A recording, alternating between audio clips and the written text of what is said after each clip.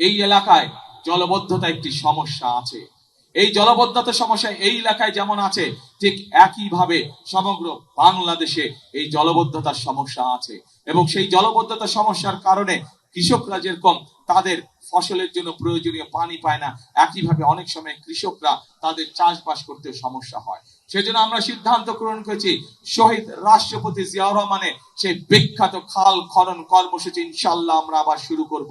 সমগ্র বাংলাদেশে আমরা সেই কর্মসূচি করব এবং সেই কর্মসূচির অংশ হিসেবে ঢাকা মহানগরীতে জলবদ্ধতা দূরকরণের জন্য যতগুলো খাল, যেখানে যেখানে প্রয়োজন খাল খনন প্রয়োজন, ইনশাল্লাহ যত দ্রুত সম্ভব সরকার গঠনের সাথে সাথে আমরা এই কাজের হাত দেব ইনশাল্লাহ, যাতে মানুষ জলবদ্ধতা থেকে রক্ষা পেতে পারে, যাতে মানুষের চলাফেরার কষ্ট না হয়।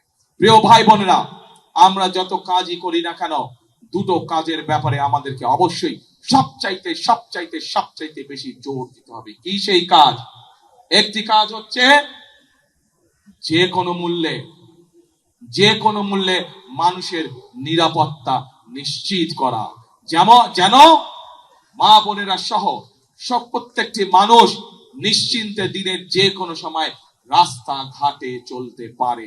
একটি মানুষ নিরাপদে রাস্তাঘাটে চলবে, একটি মানুষ নিরাপদে তার ব্যবসা বাণিজ্য করবে, চাকরি বাকরি করবে। সেজন্য বিএনপির সবচাইতে অন্যতম প্রায়োরিটি হচ্ছে যে কোনো মূল্যে ঢাকা শহর সহ সমগ্র বাংলাদেশের আইন শৃঙ্খলা পরিস্থিতি নিশ্চিত করা।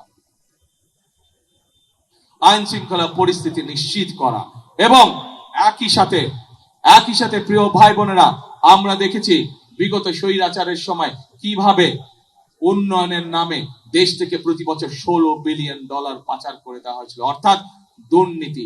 আমরা যত পরিকল্পনায় গ্রহণ করি না কেন, যদি আমরা দুর্নীতির লাগাম টেনে ধরতে না পারি, তাহলে জনগণের ভাগ্যে পরিবর্তন করা অত্যন্ত দুরূহ ব্যাপার হয়ে যাবে।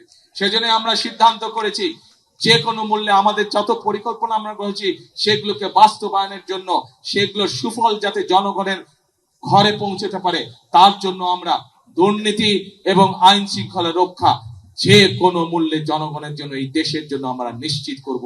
এটি আমাদের সর্বোচ্চ সিদ্ধান্ত। আমাদের প্রিয় ভাই বোনেরা, আমি ঢাকা 17 থেকে নির্বাচন করছি। আমি ঢাকা 17 যে অঞ্চলটি, সেই অঞ্চলেই আমি ছোটবেলা থেকে বড় হয়েছি।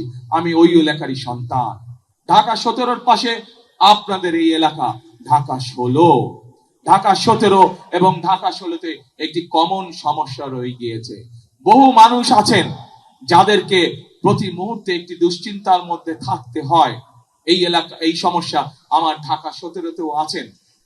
বেশ কয়েকটি এলাকা আছে যেখানে মানুষ নিশ্চিন্তে থাকতে পারে না, কিন্তু তাদেরকে প্রতি মুহূর্তে দুশ্চিন্তার মধ্যে থাকতে হয়। আমি সিদ্ধান্ত নিয়েছি, আমাকে আল্লাহর রহমতে আল্লাহ যদি আমাকে সুযোগ দেন, তাহলে সেই মানুষগুলোর জন্য আমি আমার ঢাকা 17 এলাকায় স্থায়ী বসবাসের ব্যবস্থা করব, দেশের আইনগত ভিত্তি দিয়ে। একইভাবে আজ এই এলাকাতেও একই সমস্যা রয়ে গেছে, যা আপনাদের সন্তান আমিনুল, আমাদের ধানেশীর প্রার্থী, একটু আগে তার বক্তব্যে বলেছে। আপনাদের সামনে শুধু আজ এতটুকু বলতে চাই, আমার এলাকায় আমি এই সমস্যা যেভাবে সমাধানের চেষ্টা করব, ইনশাআল্লাহ পাশে আমার ঢাকা 16, কাজেই এই এলাকায় এই সমস্যার মধ্যে যারা আছেন, ঠিক একইভাবে তাদের জন্য এই সমস্যার সমাধানের চেষ্টা করব ইনশাআল্লাহ। বিএনপি সরকার গঠন করলে ধীরে ধীরে এই এলাকার মানুষের যে থাকার সমস্যা আছে, উপস্থিতির যে সমস্যা আছে, সেই সমস্যা আমরা সমাধান করব ইনশাআল্লাহ। প্রিয় ভাই বোনেরা, এতক্ষণ আমার বক্তব্যে আমি আপনাদের সামনে তুলে ধরেছি কিভাবে আমরা দেশকে পুনর্গঠন করতে চাই। আমরা বিভিন্নভাবে অনেক সময় নষ্ট হয়েছে। স্বৈরাচার আমাদের দেশকে বহু বছর পিছিয়ে দিয়ে গেছে। পৃথিবীর বহু দেশ আমাদের থেকে অনেক এগিয়ে চলে গিয়েছে। এখন প্রিয় ভাই বোনেরা, আমাদের সামনে যে কোনো মূল্যে আমাদেরকে পরিশ্রম করতে হবে, যে কোনো মূল্যে আমাদেরকে আমাদের দেশকে গড়ে তুলতে হবে। কারণ আপনারা, আমরা সকলে, এই দেশই হচ্ছে আমাদের প্রথম, এই দেশই হচ্ছে আমাদের শেষ ঠিকানা।